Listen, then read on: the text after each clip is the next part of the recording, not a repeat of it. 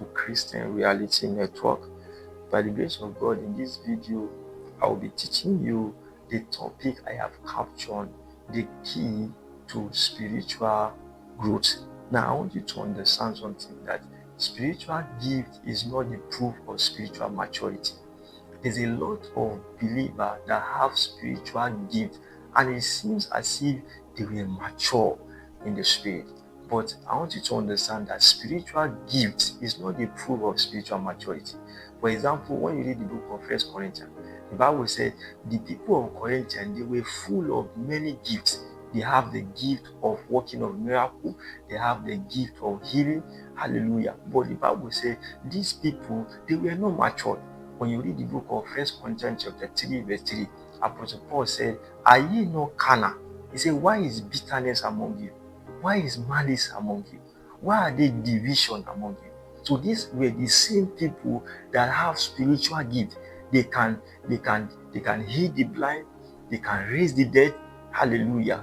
But still, they are not mature because there are strife among them. There are bitterness among them. So you see, spiritual gift is not the proof of spiritual maturity. Hallelujah. Now, the second thing I want you to understand is that if you are not mature spiritually, God cannot entrust you.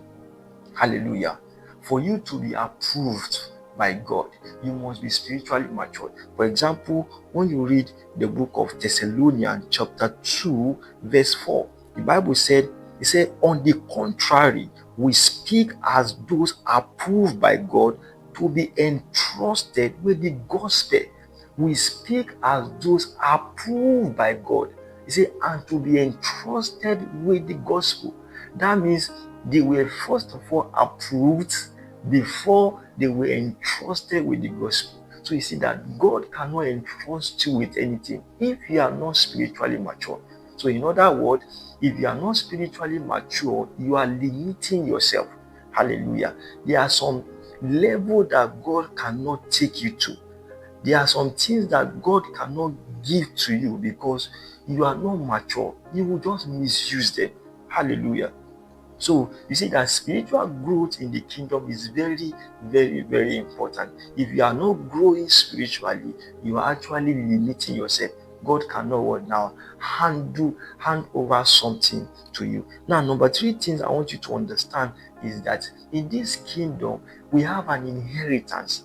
And for you to be able to lay hold on that inheritance, you must be mature, because it is maturity that can help you to lay hold on those inheritance. For example, when you read the book of Acts chapter 20, verse 32, the Bible says, "I commend you to the word of God, which is able to build you up and give you an inheritance." That means there's a building up before an inheritance. So if you are not mature, if you are not grown spiritually, you see, you cannot be able to lay hold on those who are inheritance. It takes maturity to be able to lay hold on it. For example, when you read the book of Peter, Peter said, he said, "According to his divine power, he has given us all things that pertain unto life and godliness." Hallelujah. He said, "But through the knowledge of Christ, he has given us all things that pertain unto life and godliness." You see, these things can only be laid hold on when you are mature. Hallelujah. Because when you are matured, you know what to do to be able to now take them. Hallelujah. So now, what are the key to spiritual maturity? Number one, the word of God. The word of God is the key to spiritual maturity. When you read the book of First Peter chapter 2, verse 20 to 22, the Bible said, it said, "As a new baby, say, desiring the sincere milk of the word, that ye may grow thereby." That means what helps you to grow is the milk of the word, is the word of God. No wonder the Bible says, "Man shall not live by bread alone, but by the word that comes from God." It is the word of God that you commit yourself to, you yield yourself to, that helps you to grow spiritually. If you are not studying the word of God, if you are not meditating on the word of God, there is no way you can grow spiritually. For example, When you read the book of Timothy chapter 3 verse 15 to 16, the Bible said, for the word of God is profitable for correction, is profitable for reproof, is profitable for instruction in righteousness. So when you yield yourself to the instruction of the word of God, when you yield yourself to the correction of the word of God makes you to grow spiritually. So you cannot grow spiritually without the constant meditation on the word of God. Hallelujah. So number 2 key to growing spiritually is prayer. Hallelujah. Prayer is one of the key that helps us to grow spiritually.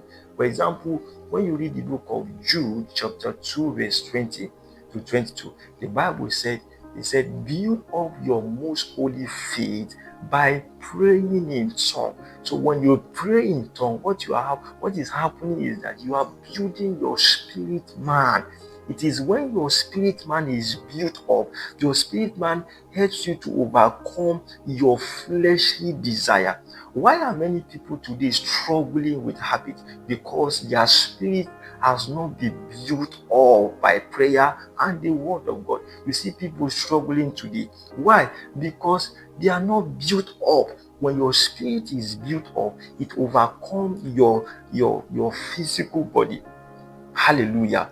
So it is the giving yourself to prayer that helps you to grow spiritually.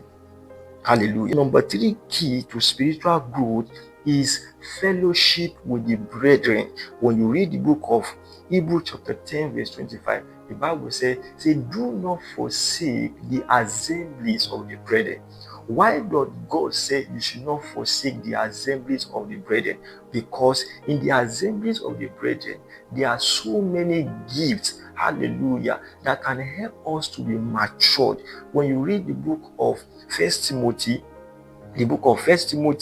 chapter 3 verse 15 to 16, it says, to some he has given apostle, to some he has given teachers, to some he has given evangelism. He said, for the perfecting of the saint. Sorry, it is not First Timothy, it is Ephesians chapter 4. Hallelujah. He said, for the perfecting of the saints. Hallelujah. So those gifts in the body helps to perfect the saint. In other words, help to grow the saint. So if you are ignoring the assemblies of the brethren, how then will this gift helps you to grow up? Hallelujah.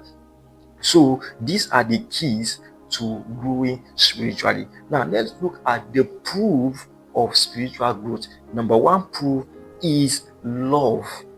Love is the proof of spiritual growth.